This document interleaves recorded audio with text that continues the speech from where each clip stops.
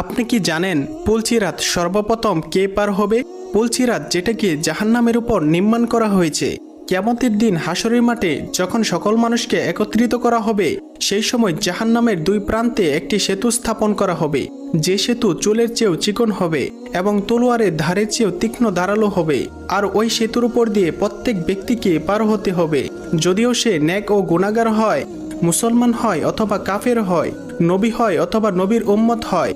প্রত্যেকটা মানুষকে কিয়ামতের দিন সেই সেতুর উপর দিয়ে পার হতে হবে, যার বর্ণনা মহান আল্লাহ তাআলা কোরআনে কারিমের সূরা মরিয়মের ৭১ এবং ৭২ নম্বর আয়াতে বর্ণনা করেছেন।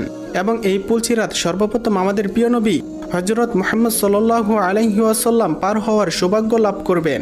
এরপর আমাদের প্রিয় নবীজির উম্মতেরা পুলসিরাত পার হবে। মহান আল্লাহ তাআলা আমাদের এই ভয়াবহ পুলসিরাত পার হওয়ার তৌফিক দান করুন। কেউ আমিন না লিখে যাবেন না।